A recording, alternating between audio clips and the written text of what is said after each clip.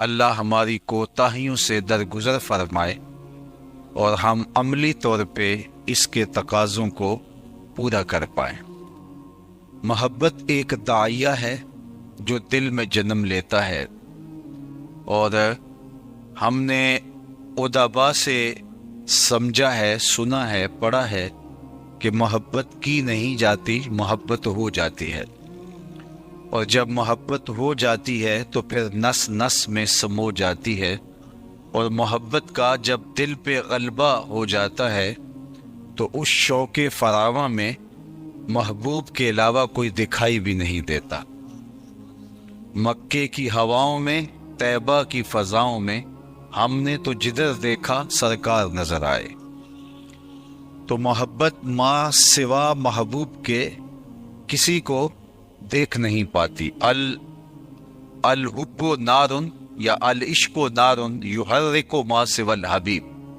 محبت ایک ایسی آگ ہے جو محبوب کے علاوہ سب کو جلا کے خاکستر کر دیتی ہے، اور اللہ نے یہ محبت کا جذبہ کائنات کی ہر شے کو عطا کیا ہے، حتیٰ کہ جانور بھی محبت کرتے ہیں۔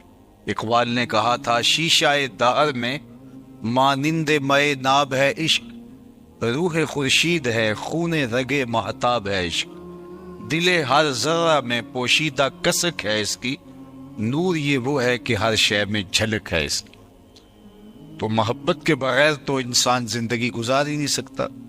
زندگی تو محبت کا ہی دوسرا نام ہے۔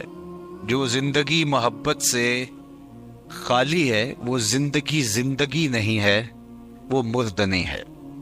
محبت کے دم سے یہ دنیا ہنسی ہے، محبت نہیں ہے تو کچھ بھی نہیں ہے۔ محبت کے بغیر دل رہ نہیں سکتا۔ جس طرح جسم کو غذا کی ضرورت ہے، جس طرح نظام تنفس کے لیے ہم آکسیجن کی ضرورت کو محسوس کرتے ہیں، تو دل بغیر محبوب کے زندہ نہیں رہ سکتا۔ غالب نے کہا تھا، غم اگرچہ جاں گسل ہے، پہ کیا بچیں کہ دل ہے، غم عشق اگر نہ ہوتا، غم روزگار ہوتا۔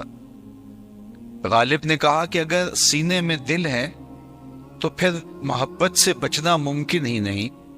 جب دل ہے تو دل بر بھی ہوگا، جب دل ہے تو پھر چاہتے بھی ہوں گی، جب دل ہے تو رت جگے بھی ہوں گے، جب دل ہے تو پھر تڑپ بھی ہوگی، پیچ و تاب بھی، التہاب بھی، اضطراب بھی، انتظار کی کھاتیں بھی، وصل کی لذتیں بھی، کسی کی یادوں کے چراغ بھی روشن ہوں گے۔ جب دل ہے تو پھر کوئی دل بر بھی ہوگا۔ اللہ اکبر۔ تو کہا کہ بہتر نہیں ہے کہ غم روزگار پیدا ہونے کی بجائے دل میں غم محبوب پیدا ہو۔ جب دل میں کوئی نہ کوئی مکین تو ہوگا، دل میں کسی کے ڈیرے تو ہوں گے، دل میں کوئی تو آ بسے گا، تو بہتر نہیں دل کے سیج پہ اس کو بٹھایا جائے جو رب کا بھی محبوب ہے۔ اعظم چشتی مرحوم نے کہا تھا، اپنا معیار زمانے سے جدا رکھتے ہیں، ہم تو محبوب بھی محبوب خدا رکھتے ہیں۔ میرا اور آپ کا یہ اعزاز ہے کہ ہماری محبت کا ربط تو رشتہ اس سے ہے کہ جس کا حسن اللہ کو بھی بھا گیا۔ ایسے پیارے سے محبت کیجئے۔ دنیا سے محبت کرتی ہے، لوگ لوگوں سے محبت کرتے آئے ہیں۔ لوگ داستانیں تاریخ کے اوراق میں درج ہیں۔ لوگوں نے محبت میں اپنے آپ کو رول دیا، کوئی کچے گھڑے کے اوپر تیرتا رہا اور کسی نے تھلوں میں جان دے دی، کسی نے محبوب کے لیے بھینسیں چرائیں، اور کسی نے کندھے پہ تیشہ رکھا اور پہاڑ کو کھودنے نکل گیا کہ میں نہر تراش کے لاؤں۔ دنیا کے اوپر محبت کی بڑی دل آویز کہانیاں اور داستانیں ہیں، لیکن ہم نے دیکھا کہ محبت کرنے والے روتے پائے گئے، اور انہوں نے محبت کے شکوے کیے، محبوب کے شکوے کیے۔ غالب نے کہا تھا کہ کہاں وفا کیسی، کہاں کا عشق، جب سر پھوڑ نہ ٹھہرا، تو پھر اے سنگ دل تیرا ہی سنگے آستاں کیوں ہو۔ اس نے کہا جب محبت میں سر ہی پھاڑنا ہے تو پھر کسی پتھر سے سر مار کے سر پھاڑ لیں گے، پھر تیرے در کی اور تیری دہلیز کے اوپر سر پھوڑنے کی کیا ضرورت ہے؟ چونکہ یہ محبتیں بے وفا ہوتی ہیں. یہ گاڑیوں کے پیچھے لکھا ہوتا ہے صنم بے وفا. تو میں نے اپنے دوستوں سے ایک دن ایک سفر میں پوچھا کہ یہ کیا لکھا ہے؟ تو اس نے کہا جناب آپ بتائیے. میں نے کہا آپ بھی تو پڑھ رہے ہیں. کہا نہیں آپ بتائیے. تو میں نے کہا کہ کسی نے کسی سے پیار کیا ہوگا تو اس نے اس کو بیچ چوراہے کے چھوڑ دیا. اب یہ احتجاج کر رہا ہے، تحریری احتجاج. صنم بے وفا کہہ کے لکھ کے اپنی گاڑی کے پیچھے اپنے دل کی بڑاس نکال رہا ہے. میں نے کہا صاحب تو نے پیار اس سے کیا جس نے تجھے راہ میں چھوڑ دیا. میں تجھے ایک چوکھٹ بتاتا ہوں، جب وہ ہاتھ پکڑتے ہیں حشر کے دن بھی نہیں چھوڑ. غالب نے کہا تھا عشق نے غالب نکما کر دیا، ورنہ ہم بھی آدمی تھے کام کے. اور استاد میر تقی میر نے کہا تھا کہ پھرتے ہیں میر خار کوئی پوچھتا نہیں، اس عاشقی میں عزت سادات بھی گئی. کہا کیسا عشق کیا جو میرے پلے عزت تھی، عزت سادات وہ بھی رخصت ہو گئی. محبوب نے رول کے رکھ دیا اور میرا جو حال کیا. تیری محفل میں آ کے بدنام ہوئے ہیں، نگاہ زمانہ میں بے نام ہوئے ہیں. تو نے وعدہ کیا تھا بچھڑیں گے نہ، ہم تیرے ہی ہاتھوں سے نیلام ہوئے ہیں. دنیا تو کیس کا نام بھول گئی، مجنوں کہنے لگی. نام تو کیس تھا لیکن اس کا نام تک مٹ گیا، اس کا تشخص تک مٹ گیا. اس نے شہزادے گلیوں میں رول کے رکھ دیے محبت نے. لیکن میں جس کی محبت کی کہانی آج آپ کے سامنے لیے بیٹھا ہوں، اس محبت کی عزت نوازی اور اس کی ذرہ نوازی اگر پوچھنی ہے تو بلال حبشی سے پوچھ لیجئے. سادات کی عزت ایک محبت رول دیتی ہے، لیکن یہ ایسی محبت ہے کہ جو بلال کو پستیوں سے اٹھا کے اوج ثریا کی بلندیوں تک پہنچا دیتی.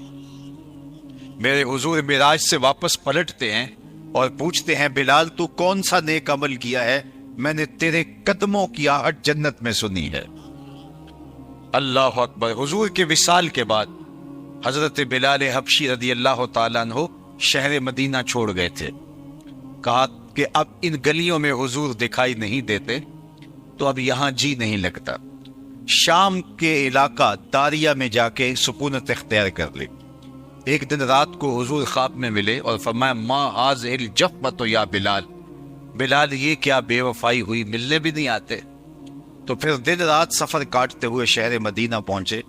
حضرت عمر کو پتا چلا کہ بلال آ رہے ہیں تو وہ مسجد نبوی سے باہر نکل کے بلال حبشی کے استقبال کے لیے کھڑے. اللہ اکبر. اور جب بلال آئے تو آگے بڑھے اور ان کا کالے رنگ کا ہاتھ چوم کے آنکھوں سے لگایا اور کہا یا بلالو انتا سیدنا و مولانا. بلال لوگ تجھے غلام کہیں تو کہیں، لیکن میرا تو آقا لگتا ہے، اس لیے تو حضور کا غلام ہے. تو وہ محبتیں اچھے بھلے انسان کی عزت خاک میں ملا دیتی ہیں، لیکن یہ محبت پستیوں سے اٹھا کے اوج ثریا تک پہنچا. میں آپ سے ایک سوال پوچھتا ہوں. جس زمانے میں میرے اور آپ کے آقا و مولا اس دنیا پہ تشریف لائے تھے، اس زمانے کے خاقان کا نام کیا تھا؟ اتنا بڑا اجتماع ہے، تا حد نظر لوگ ہیں، لیکن شاید مجھے اس پورے مجمع میں دور رسالت مآب میں جو خاقان تھا اس کا کوئی نام نہ بتا سکے. چلو میں پوچھتا ہوں، اس دور کے کیسر کا نام بتائیے.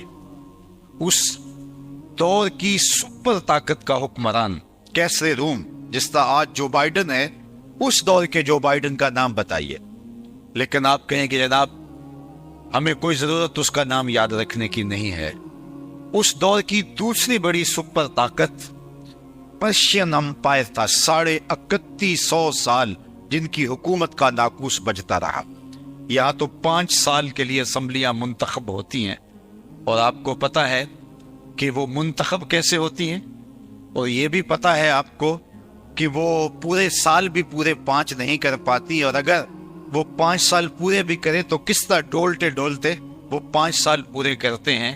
تو 5 سال کی حکومت اور لوگ ناز کرتے ہیں کہ جناب ہم وزیر اعظم ہوتے ہیں، لیکن 3150 سال تک جس حکومت کا ناقوس بچتا رہا، میں اس کے حکمران کا نام، اس دور کے کسرا کا نام پوچھنے جا رہا ہوں.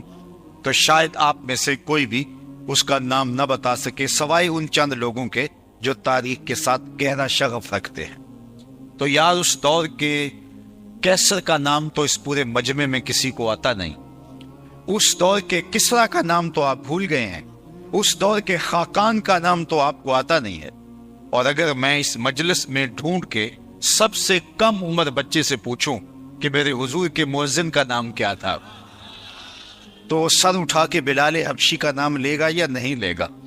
مجھے بتاؤ اس دور کے شہنشاہوں کا نام تو نہیں رہا، لیکن جس نے حضور سے عشق کیا اس بلال کا نام آج بھی دنیا کے اوپر موجود۔ اقبال تڑپ اٹھا، اقبال یہ کس کے عشق کا فیض عام ہے، رومی فنا ہوا حبشی کو دوام ہے۔ سلطنت روم کے شہنشاہ کا نام باقی نہیں رہا، لیکن بلال حبشی کا نام باقی ہے۔ تو یہ ہے ذرہ نواز عشق، یہ ہے بندہ نواز عشق۔ تو پھر آئیے پیار انہی سے کریے، محبت کا ربط انہی سے کریے، رشتہ الفت انہی سے قائم کریے۔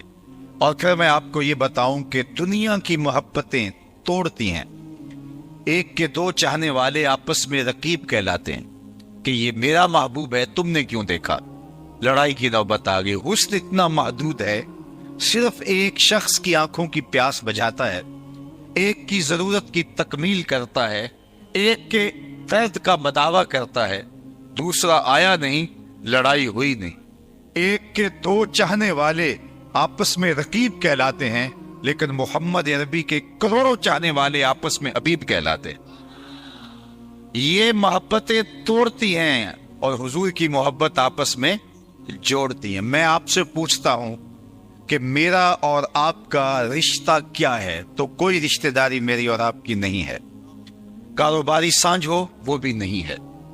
میں آپ سے گہری شناخت رکھتا ہوں تو شاید چند چہرے ہوں جن کو میں اس پورے اجتماع میں باقاعدہ پہچان سکتا ہوں، باقیوں کو میں پہچانتا بھی نہیں ہوں، نام جاننا تو دور کی بات ہے۔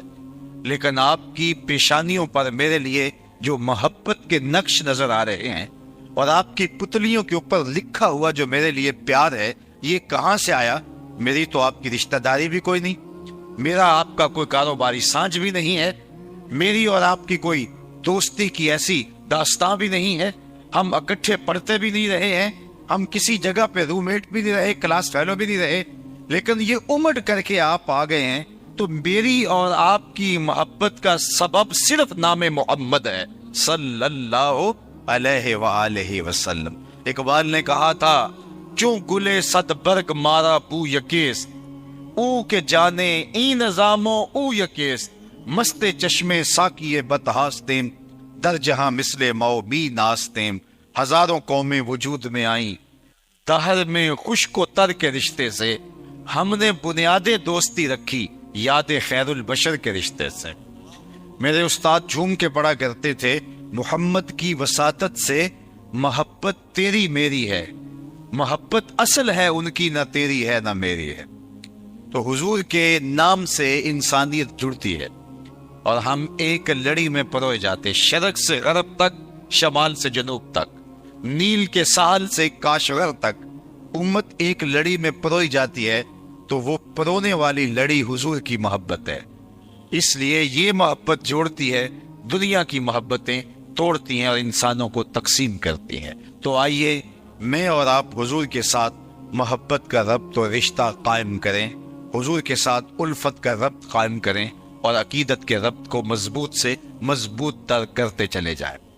دوسری بات میں عرض کرنا چاہوں گا کہ آج کوئی کسی سے محبت کرتا ہے، کسی سے پیار کا ربط و رشتہ رکھتا ہے، تو اس کے محبوب میں 1000 خامیاں ہوتی ہیں، تو وہ اس خامیوں کو چھپانے کے لیے یا ان کی کوئی تعویل کرنے کے لیے کوئی بات کرتا ہے۔ لیکن جس ذات والا صفات سے میں اور آپ محبت کا دم بھرتے ہیں اور عشق کا ربط رکھتے ہیں، وہ اتنا حسین ہے کہ جہاں حسن بھی پانی بھرتا ہے اور عشق بھی غلامی کرتا ہے۔ اور اس سے بڑھ کر کیا ہے کہ ہمیں ناز ہے اس بات پر کہ جو ہمارا محبوب ہے وہ رب کا بھی محبوب ہے، اور یہ وہ انداز اور یہ وہ فخر، میرا رب رب ہو کے کہہ رہا ہے، فلا وربک، محبوب مجھے تیرے رب کی قسم۔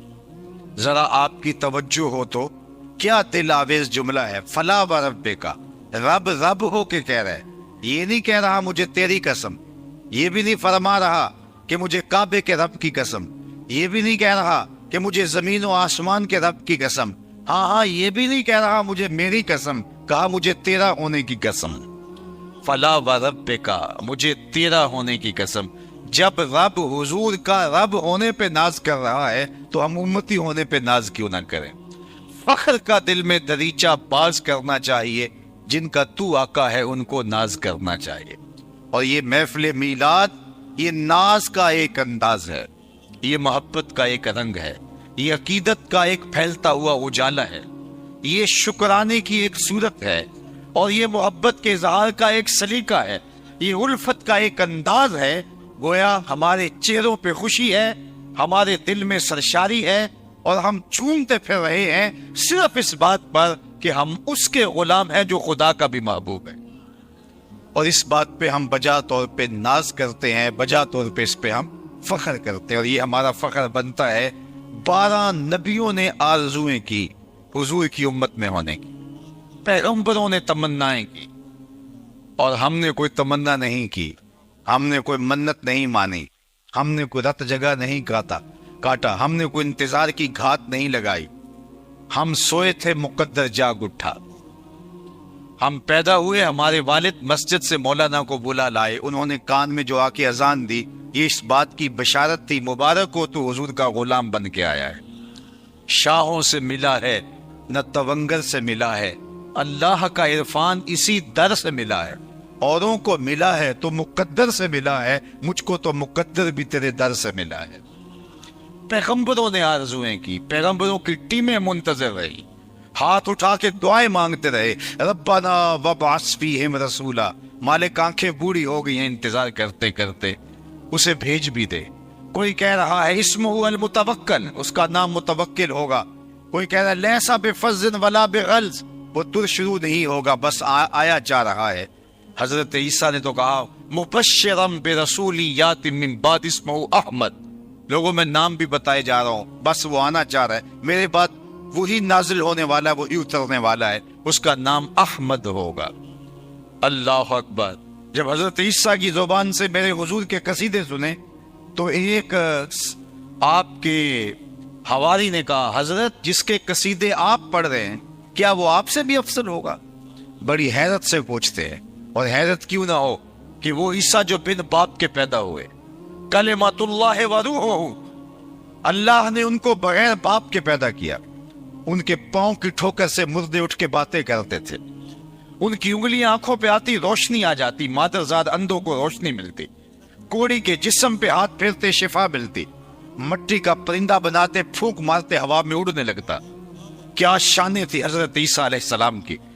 تو جب وہ بھی قصیدے پڑھ رہے ہیں تو امتی کا یہ کہنا بنتا ہے.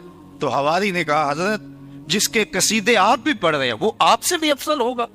حیرت میں ڈوب کے بولتا ہے انجیل برناباس کے اندر آج بھی لفظ موجود ہیں، اگرچہ تحریف راہ پا چکی ہے، میرے حضور کی شانیں پچھلی کتابوں سے لوگوں نے چن چن کے نکالی ہیں، لیکن آج بھی انجیل برناباس کے اندر یہ لفظ موجود ہیں. حواری پوچھتا ہے حضرت کیا وہ آپ سے بھی افضل ہوگا؟ تو حضرت عیسیٰ فرمانے لگے افضل ہونے کی بات کرتے ہو، وہ تو اتنی عظمتوں کا حامل ہے، اگر اس کے نالین کے تسمے کھولنے کی سعادت ابن مریم کو مل جائے تو یہ بھی مقدر کی بات.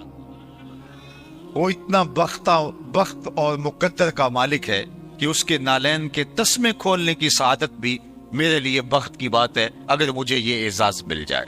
زمانہ منتظر رہا. بحیرہ راہب کی کہانی آپ نے سنی ہوگی. وہ راستے میں کلی ڈال کے بیٹھا تھا، اس نے سنا تھا یہاں ایک دن نبی آخر زمان کا گزر ہوگا. وہ روزانہ اپنے مکان کی چھت پہ چڑھتا اور حجاز کی جانب سے آنے والے قافلے دیکھتا ہے. اللہ اکبر کہ کسی دن وہ بھی تو گزریں گے اور میری آنکھوں کی پیاس بجھ جائے گی. نستورہ راہب کی کہانی سن لیجئے. وہ بھی شام میں کلی ڈال کے بیٹھا ہے، اس کے پاس ایک درخت تھا، اس نے کتابوں میں پڑھا تھا کہ اس درخت کے نیچے صرف پیغمبر ہی بیٹھ سکتا ہے. تو وہ منتظر تھا کبھی کوئی اس کی چھاؤں میں آ کے آسودہ ہو تو میں اس کی زیارت کروں. حضرت سلمان فارسی کی کہانی سن لیجئے. حضرت سلمان فارسی صحابہ میں سب سے طویل العمر ہیں، 350 سال کی روایت بھی موجود ہے اور 250 سال کی کم از کم آپ کی عمر کی روایت ہے۔ ایک مجوسی کے بیٹے ہیں، کہتے ہیں میں اپنے باغوں میں جایا کرتا تھا، راستے میں ایک راہب کا کٹیا تھا اور میں اس کے پاس اٹھنے بیٹھنے لگا۔ میرے والد کو پتا چلا تو اس نے منع کیا کہ ہم تو مجوسی ہیں، آتش پرست ہیں، اور تم اس شخص کے پاس کیوں بیٹھتے ہو؟ تو چونکہ مجھے اس کی باتوں سے خوشبو آتی تھی اور میں اس راہب عیسائی پادری کے پاس بیٹھتا تھا۔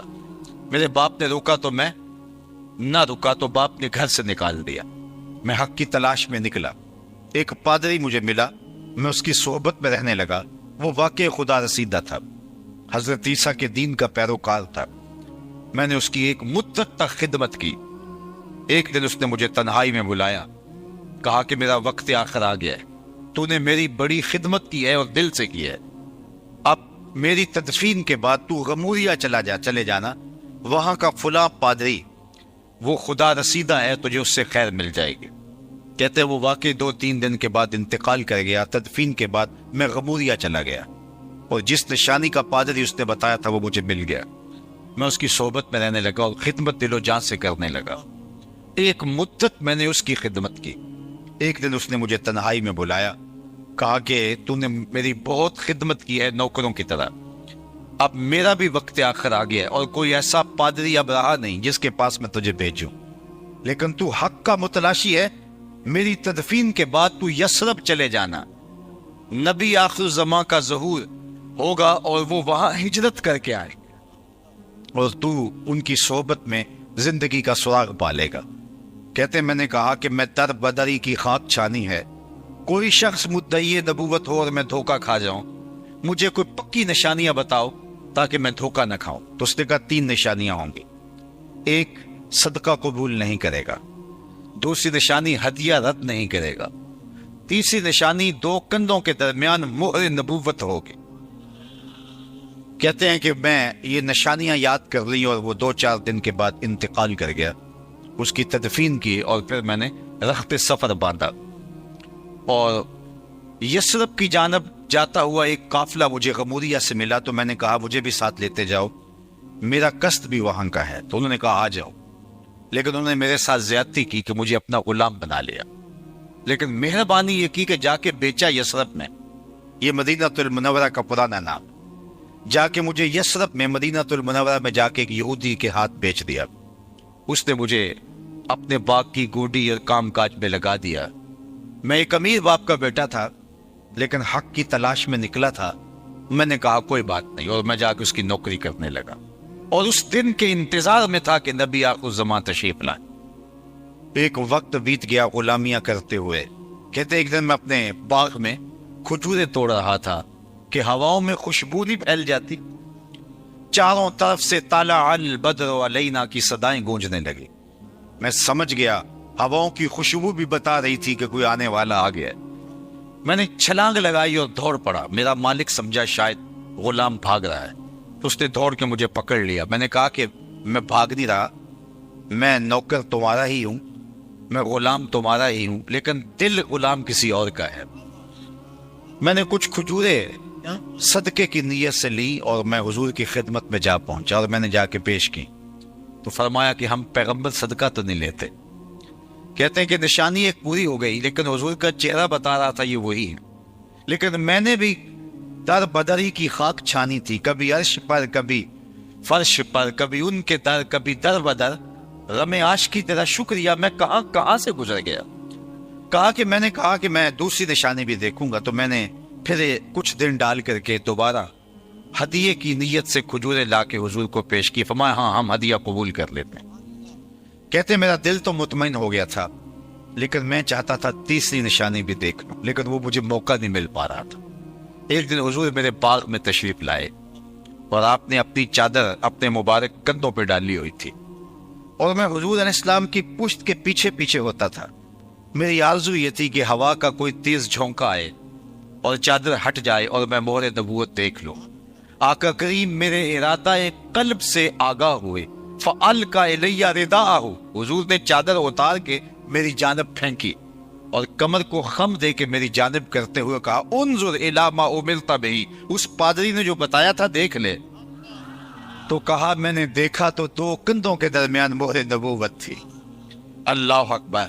کیسے گلی گلی کی خاک چھانی، در بدری کی جو ہے وہ خاک چھانی، اور پھر جا کے اس چوکھٹ پہ پہنچے۔ یہ مشقت آپ کو تو نہیں سہنی پڑی، یہ مشقت جو نستورہ نے سہی، جو بحیرہ نے سہی، جو سلمان فارسی نے سہی، وہ مشقت میں نے تو گوارا نہیں کی۔ ہم تو آغوش مادر میں آئے تو ہمیں مبارک ملی، تم حضور کے غلام بن کے آئے ہو۔ اللہ اکبر! اقبال کہا کرتے تھے نام تو از پدر آموختم، حضور آپ کا نام میں نے اپنے باپ سے سنا تھا، میں تو ماں کی آغوش میں تھا تو ماں نے لوریاں ہی حضور کے نام کی دی تھی، تو یہ میری خوش بختی، میری خوش قسمتی کہ میں تیرا امتی۔ ایک دن کا محفل میلاد کیا، ساری زندگی حضور کے نام پہ لگا دو، حق کے شکر پھر بھی ادا نہ ہو۔ ہمارے بدن پہ اتنے بال نہیں ہیں جتنے رسول اللہ کے احسانات ہیں، ہمارا بال بال قرض رسالت میں جکڑا ہوا ہے۔ ہماری خوش بختی کہ ہم اس اعزاز سے مالا مال ہوئے۔ کنتم خیر امت اخرجت للناس، یہ آپ کو کہا گیا ہے نا، یہ مجھے کہا گیا ہے۔ مجھے بتاؤ ہم اس لائق ہیں، ہم اس اہل ہیں کہ اتنا بڑا اعزاز پائیں؟ لیکن اصل شرف مکان کا نہیں ہوتا، شرف مکین کا ہوتا ہے۔ تو حضور کے صدقے سے ہمیں یہ اعزاز ملا، ہمیں یہ عزت ملی۔ آقا کریم نے فرمایا کہ ایک شخص فجر سے لے کر شام تک مزدوری کرتا ہے، اس کو ایک قیرات ملتا ہے مزدوری۔ دوسرا ظہر سے لے کر شام تک مزدوری کرتا ہے، اس کا وقت تھوڑا ہے لیکن اس کو بھی ایک قیرات ملتا ہے۔ تیسرا عصر سے لے کر مغرب تک مزدوری کرتا ہے، اس کو 2 قیرات ملتے ہیں۔ وقت اس کا دونوں سے کم لیکن اس کی مزدوری 2 گنا۔ فرمایا پہلی مثال یہود کی ہے، دوسری مثال نصارہ کی ہے، اور تیسری مثال میری امت کی ہے۔ ایک ہی رات لیلۃ القدر کی ایسی ہے کہ 1000 مہینوں سے بہتر ہے۔ ایک نیکی کرو گے 10 نیکیوں کا ثواب ہے، ایک دانہ اللہ کی راہ میں خیرات کرو گے 700 گنا ثواب ملے گا، اور اگر توفیق یاوری کرے، اللہ کی مدد نصرت شامل ہو تو حرم میں ایک سجدہ کرو گے 1,00,000 سجدوں کا ثواب ملے گا، ایک نیکی کرو گے 1,00,000 نیکیوں کا ثواب ملے گا۔ یہ کتنا بڑا اعزاز ہے، یہ کتنا بڑا شرف ہے، یہ مجھے دیا گیا، یہ آپ کو دیا گیا۔ میرے اور آپ کی عمل اگر ہم دیکھیں تو ہمیں شرم آئے، لیکن کنتم خیر امت اخرجت للناس، یہ اعزاز حضور کے صدقے سے دیا گیا، تو اس لیے اس کا شکرانہ ہے یہ محفل میلاد۔ اور آقا کریم علیہ الصلوۃ والسلام سے محبت کیوں نہ کریں؟ یار میں تو سینے میں دھڑکتا ہوا دل رکھتا ہوں نا، آپ تو سینے میں تڑپتا ہوا سیماب کی طرح دل رکھتے ہیں، اور دل مجبور ہے محبت کرنے کے لیے۔ جہاں حسن ہوگا دل ادھر دپکنے لگے گا، اور کائنات کے سارے حسن حضور کے قدموں کی خیرات۔ اللہ اکبر! اعظم چشتی کی تو حیرت ہی ختم نہیں ہوتی، سمجھا نہیں ہنوز میرا عشق بے ثبات، تو کائنات حسن ہے یا حسن کائنات؟ تو میں تو مجبور ہوں محبت کرنے کے لیے، لیکن حضور علیہ الصلوۃ والسلام سے محبت تو پتھروں نے بھی کی ہے، درختوں نے بھی کی ہے۔ اللہ اکبر! احد کی چھاتی پہ حضور کا قدم آتا ہے تو پہاڑ جھوم اٹھتا ہے، تو اللہ کے محبوب فرماتے ہیں عصبۃ احد فإنما علیک نبی و صدیق و شہیدان، اور کبھی فرمایا احد جبل یحبنا ونحبہ، احد ایسا پہاڑ ہے جو ہم سے پیار کرتا ہے، ہم اس سے پیار کرتے ہیں۔ مجھے بتاؤ کہ کبھی پتھروں کے سینوں کے اندر بھی پیار کی جوت آپ نے دیکھی ہے؟ ہمیں تو انسانوں کا پتہ نہیں چلتا کہ کون پیار کرتا ہے اور کون پیار کے روپ میں نفرت کرتا ہے۔ لوکی مینو منہ ہوتے خول چڑھا کے ملتے نے، ویکھنو کنے چنگے پیڑے کنے دل دے نے۔ کتنے لوگ ہوتے ہیں جو آستین کے سانپ ثابت ہوتے ہیں، لیکن حضور احد کے کلیجے میں اپنے پیار کو بھی دیکھ رہے ہیں۔ اور آؤ تمہیں محبت کی ایک دل آویز کہانی سناؤں۔ صحیح بخاری میں یہ کہانی ہے، دل آویز کہانی، خوبصورت کہانی۔ اللہ اکبر! حضور منبر پہ تشریف فرما ہے، اچانک مجمع سے رونے کی آواز آنے لگی، اور رونے والا اس درد سے روتا ہے کہ لگتا اس کا کلیجہ پھٹ جائے گا۔ حدیث میں لفظ ہے کناکۃ الخلوج، جس طرح اونٹنی کا بچہ گم ہو جائے اور وہ چیخیں مارتی ہے، دھاڑے مارتی ہے، رونے والا اس درد سے روتا ہے۔ صحابہ دائیں بائیں دیکھتے ہیں لیکن رونے والا دکھائی نہیں دیتا، دل لرز رہے ہیں سینوں کے اندر۔ مسجد نبوی اس کے رونے کی چیخوں سے گونج اٹھی، اور صحابہ حیرت میں مبتلا ہیں، رونے والے کے رونے میں درد بھی ہے اور اس کی چیخیں، اس سے مسجد گونج اٹھی ہے۔ اور حیرت یہ ہے کہ رونے والا اس درد سے روتا ہے اور وہ دکھائی بھی نہیں دیتا. فنزل النبی صلی اللہ علیہ وآلہ وسلم عن المنبر. جب اس کی چیخ و پکار بڑھ گئی اور مسجد نبی گونج اٹھی تو حضور ممبر سے نیچے اترے اور ایک سمت چلتی ہے. کھجور کا ایک خشک تنا پڑا ہوا تھا. حضور نے جا کے اس کو اپنی آغوش میں لے لیا. یہ پہلی بار ایسا ہوا تھا کہ ممبر بن کے آیا اور حضور پہلے دن ممبر پہ جلوہ فروز ہوئے. ورنہ کھجور کا خشک تنا تھا ایک، حضور اس کے ساتھ ٹیک لگا کے واز کیا کرتے تھے. لوگ زیادہ ہو گئے تو صحابہ نے کہا کہ ممبر ہونا چاہیے تاکہ دور والے بھی حضور کی زیارت کے نور سے مالا مال ہو سکے. تو آج جب ممبر بچھایا گیا تو اس تنے کو صحابہ نے اٹھا کے مسجد کے کونے میں ڈال دیا. تو یہ اس کے رونے کی آواز تھی. حضور گئے اور جا کے اس کو اپنی آغوش میں لے لیا.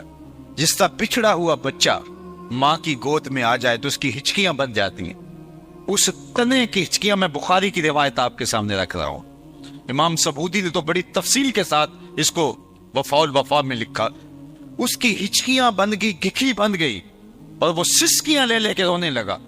اور آقا کریم علیہ السلام اس کے اوپر اپنا دست شفقت پھیرتے چلے جا رہے ہیں اور اس کی آواز بتدریج کم ہوتی چلی جا رہی. پھر آہستہ آہستہ حضور تسلی دی، وہ خاموش ہوا. حضور واپس ممبر پہ تشریف لے گئے. صحابہ کی آنکھوں میں حیرت تھی، استعجاب تھا. کبھی درخت بھی روئے ہیں، کبھی خشک تنوں سے بھی چیخنے کی آواز آئی ہے. زندگی میں پہلی مرتبہ یہ منظر دیکھا تھا. تو صحابہ کی آنکھوں میں جب حضور نے سوال دیکھا تو ایک جملہ ارشاد فرمایا، لو لم افعل هكذا لحن الى یوم القیامہ. اے صحابہ سن لو کان کھول کے، اگر میں ممبر سے اتر کے اپنے عاشق زار کو تسلی نہ دے کے آتا یہ قیامت تک روتا ہی رہتا. اس کی چیخیں دنیا سنتی، یہ میرے فراق میں کبھی چپ نہ کرتا. حضرت حسن بصری رضی اللہ تعالیٰ عنہ اس حدیث کی روایت کرتے ہوئے بلک بلک کے رونے لگے. کہا ایک درخت کے کلیجے میں حضور کا اتنا پیار ہے، ہم تو سینے کے اندر دل رکھتے ہیں، ہم حضور کی محبت کے اندر کیوں نہیں روئیں گے؟ ہم آنسو کا علاج کیوں نہیں دیں گے؟ یہ حضور کی محبت ہے، یہ حضور کا پیار ہے، یہ حضور علیہ الصلوۃ والسلام کی الفت کے رنگ ہیں. ایک صحابی جن کا نام صوبان ہے، آقا کریم نے فرمایا کہ کیا ہے صوبان تمہیں؟ تم بڑے کمزور دکھائی دے رہے ہو، تمہیں کوئی بیماری ہے؟ عرض کی حضور مجھے کوئی بیماری نہیں، ایک خیال نے مجھے کمزور کر دیا، ایک سوچ نے میرا یہ حال کر دیا. فرمایا کیا ہوا؟ کیا تمہارا خیال ہے جو تمہارے اوپر غالب آیا اور تمہاری صحت گر گئی؟ کہا کہ ایک خیال یہ آیا کہ اب جب دل اداس ہوتا ہے حضور کو آ کے دیکھ لیتے، تو جنت میں ہم اگر گئے بھی تو کسی نچلے درجے میں ہوں گے، حضور تو پیغمبروں کے ساتھ اوپر والے درجے میں ہوں گے، وہاں تو حضور کی زیارت نہیں ہوگی. تو اس خیال نے میرا یہ حال کر دیا ہے. اللہ اکبر. جو آپ دیکھ رہے ہیں تو اللہ کے محبوب علیہ السلام کی محبت ہمارے سینوں کا خزینہ ہے. لیکن میں صاحب اپنی گفتگو کو سمیٹتے ہوئے عرض کرنا چاہوں گا، محبت کے اظہار کے کئی رنگ ہیں. آپ کی یہ محفل یہ بھی محبت کے اظہار کا ایک رنگ ہے. آپ کا جوش فراواں میں نعرے لگانا یہ بھی محبت کا ایک روپ ہے. آپ کا سر پہ امامہ باندھ لینا، آپ کا مٹھائیاں بانٹنا، آپ کا عقیدتوں کے مختلف رنگ اختیار کرنا، یہ سب محبتوں کا رنگ ہے. لیکن محبت کا سب سے بڑا تعیہ محبوب کی اطاعت ہے، محبوب کی فرما برداری. محب جس سے محبت کرتا ہے اس کی فرما برداری کرتا ہے. وہ تو ایسا حکم دے دے جس کو بجا لانا ممکن نہ ہو تو محب تو پھر بھی تیشہ اٹھا کے نہر کھودنے چل پڑتا ہے. مجھے بتاؤ کبھی پتھروں سے بھی دودھ کی نہریں نکلی ہیں؟ پتھروں سے چشمے تو پھوٹتے ہیں، پتھروں سے کبھی دودھ تو نہیں نکلا. لیکن جب فرحاد کو شیری نے کہا کہ میں تو تمہیں وصل تب دوں گی کہ اگر تم پہاڑ سے نہر دودھ کی کھود کے لاؤ گے، تو وہ ہاتھ میں تیشہ لے کے اسی کام کے لیے چل نکلا کہ اگر یہ شرط ہے وصل کی تو پھر میں اس کام کے لیے چلتا ہوں. میرے اور آپ کے آقا و مولا نے تو کوئی ایسا مشکل حکم نہیں دیا جو ممکن نہ ہو، بلکہ فرمایا لولا ان اشق علی امتی لامرتهم بالسواک عند کل صلاۃ. اگر میں اپنی امت میں شاک نہ جانتا تو ہر نماز کے لیے جو وضو کیا جاتا ہے اس کے ساتھ مسواک کو لازم قرار دے دیتا. لیکن اللہ کے محبوب نے کہا کہ یہ مشکل ہو جائے گا، بھاری ہو جائے گا ان کے لیے، ان کے اوپر وہ حکم نافذ نہیں کرنا جو ان کو بجا لانا مشکل ہو جائے. وہی حکم دیے جس کے بغیر چارہ نہیں تھا، جس کو بجا لانا ضروری تھا. تو ہم پھر کیسے محب ہوں گے کہ اگر ہمیں پنجگانہ نماز کی توفیق نصیب نہیں ہوگی؟ محبوب تو ایک بار کہہ دے، اور وہ پنجابی میں کہتے ہیں ادھی زبان سے بھی کہہ دے تو عاشق زندگی گزار دیتا ہے۔ اور قرآن و حدیث میں نماز کا حکم اور اس کی ترغیب تو 750 مرتبہ ہے، قرآن مجید میں بھی اور احادیث طیبہ میں مختلف سیغوں سے حکایتاً اور انشان تقریباً 750 مرتبہ نماز کا حکم ہے۔ اور تمہارے محبوب کا یہ حکم، اور پھر فرمائیں جعلت قرۃ عینی فی الصلاۃ، میری آنکھوں کی ٹھنڈک نماز میں رکھی گئی۔ اور بلال حبشی کو جب اذان کا کہتے تو کہتے ارے نا یا بلال، بلال اٹھو ہمارے سینے کو راحت پہنچا دو۔ تو ہم پھر عاشق کیسے ہوئے کہ اگر محبوب کی ادائیں ہماری زندگی میں نہیں اتری؟ محبوب کا حکم تو بہت بڑی بات ہوتی ہے، محب تو محبوب کی منشا کو بھی سمجھتا ہے۔ مدینے کی ایک گلی سے حضور کا گزر ہوا تو ایک ایسا گھر بن رہا تھا جو طرز تعمیر حضور کو کسی وجہ سے پسند نہیں تھی۔ تو آقا کریم نے گزرتے ہوئے پوچھا یہ کس کا گھر ہے؟ تو کہا فلاں انصاری صحابی کا۔ حضور علیہ السلام نے کچھ نہیں کہا، گزر گئے۔ کوئی اس صحابی کو ملا، کہا حضور علیہ السلام گزرے تھے، تیرے گھر کو دیکھا تھا، چہرے پہ پسندیدگی کے آثار نمودار نہیں ہوئے، شاید حضور کو پسند نہیں آیا۔ اس نے کہا اچھا ہاں بالکل ایسا ہی ہوا۔ اس نے کدال پکڑا اور مکان زمین بوس کر دیا۔ 2-4 دن کے بعد آقا کریم کا دوبارہ گزر ہوا تو وہاں ملبے کا ڈھیر پڑا ہوا تھا۔ کہا اس صحابی کو بلاؤ، بلایا، کہا میں گزرا تھا تیرا مکان دیکھا تھا، آج ملبے کا ڈھیر دیکھ رہا ہوں، کیا ہوا؟ کہا حضور میں نے خود گرایا ہے۔ فرمایا کیوں؟ عرض کی سنا تھا آپ کو پسند نہیں، سنا تھا آپ کو پسند نہیں، میں سر سے لے کر پاؤں تک دیکھوں میرا کیا کیا حضور کو پسند نہیں، میں عقیقے سے لے کر ولیمے تک دیکھوں میرا کیا کیا حضور کو پسند نہیں، میں گھریلو زندگی سے لے کر کے کاروبار تک دیکھوں میرا کیا کیا حضور کو پسند نہیں، میں نجی سے زندگی سے لے کے امور سیاست تک دیکھوں میرا کیا کیا حضور کو پسند نہیں۔ محمد تی زیارت محمد تے رنگ وچ، چوں بنا میں مصطفیٰ خانم درود، از خجالت آپ می گردد وجود، عشق می گویت کے محکوم غیر، سینائے تو از بتا مانند دیر، تا نداری از محمد رنگ و بو، از زبان خود میالہ نام ہو۔ کہا کہ اگر ان کے طریقہ حیات کو اختیار نہیں کرتا تو اپنی زبان سے ان کا نام میلا نہ کرنا۔ ان کا اگر ہوا ہے تو پھر ان کا ہو کے دکھا۔ میرے استاد فرمایا کرتے تھے یہ نہ ہو کہ لوگ تمہیں پوچھے تم کون ہوتے ہو اور تمہیں بتانا پڑے صاحب مسلمان ہوتے ہیں، یہ دیکھو مذہب کے خانے میں اسلام لکھا ہے۔ آپ فرمایا کرتے تھے صاحب نہ کسی کو پوچھنے کی نوبت آئے نہ تمہیں بتانے کی ضرورت، تمہاری وضاقتہ طرز زندگی ایسی ہونی چاہیے تم دور سے آ رہے ہو لوگ کہیں وہ دیکھو حضور کا غلام آ رہا ہے، نور آنکھوں میں تو چہروں پہ اجالے ہوں گے، مصطفیٰ والوں کے انداز نرالے ہوں۔ اللہ کے محبوب علیہ السلام تشریف فرما تھے، ایک صحابی آئے اور وہ ایک طویل سفر کے بعد مدت کے بعد مدینہ المنورہ میں آئے تھے، غالباً بحرین سے آئے۔ انہوں نے حضور علیہ السلام کو سلام عرض کیا، آقا کریم نے رخ پھیر لیا، وہ سمجھے کہ اتفاقاً ہو گیا، کبھی ایسا ہو جاتا ہے، تو جدھر حضور نے رخ پھیرا ادھر سے جا کے پھر دوبارہ سلام عرض کی۔ آقا علیہ السلام نے پھر رخ پھیر لیا تو وہ بہت پریشان ہوئے، سمجھ گئے کہ حضور علیہ السلام ناراض ہیں، لیکن انہیں یہ نہیں پتا تھا کہ ناراضگی کی وجہ کیا ہے۔ وہ صحابہ کو پوچھتے پھر رہے ہیں کہ حضور علیہ السلام ناراض ہیں، لیکن یہ سمجھ نہیں کہ ناراض کیوں ہیں، تم بتا سکتے ہو کہ ناراضگی کی وجہ کیا ہو سکتی ہے؟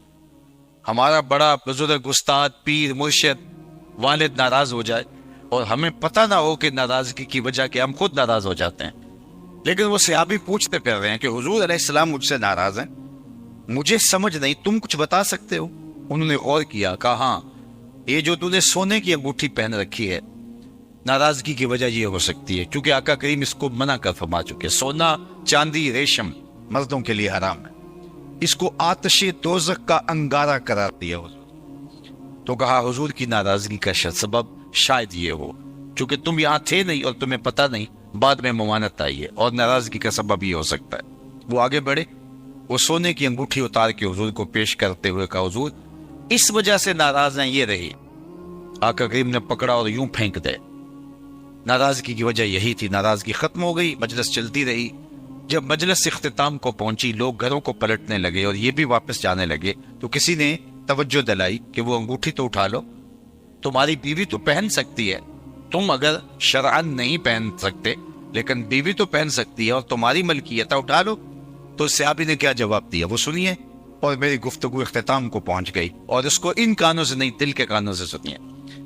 جب صحابہ نے کہا وہ انگوٹھی اٹھا لو تو اس نے کیا کہا، واللہ لا آخذہ وقد طرحہ رسول اللہ صلی اللہ علیہ وآلہ وسلم، اس نے کہا اللہ کی قسم میں اس انگوٹھی کو کبھی نہیں اٹھاؤں گا جس کو میرے حضور نے پھینک دیا ہے، پڑی رہے میں کبھی نہیں اٹھاؤں گا۔ یہ سونا ہے، ہیرا ہے، موتی ہے، جوہر ہے، پکھراج ہے، لال ہے، کچھ بھی ہے، پڑا رہے، نہیں اٹھاؤں گا جس کو میرے حضور نے پھینک دیا۔ میں اور آپ محبت رسول کانفرنس کے اندر یہاں بیٹھے بیٹھے سوچیں، ہم کوئی ایسی عادت تو نہیں اٹھا رکھی جو حضور نے پھینک دی ہو، ہم نے کوئی ایسی دوستی تو نہیں اٹھا رکھی جس کو حضور نے پھینکا ہو، ہم نے کوئی ایسا کاروبار تو نہیں اٹھا رکھا جس کو حضور نے پھینکا ہو، ہم نے کوئی ایسا رویہ تو نہیں اٹھا رکھا جس کو حضور نے پھینکا ہو، ہم نے کوئی ایسا انداز زیست تو نہیں اختیار کر رکھا جس کو حضور نے دور کر دیا ہو، ہٹا دیا ہو۔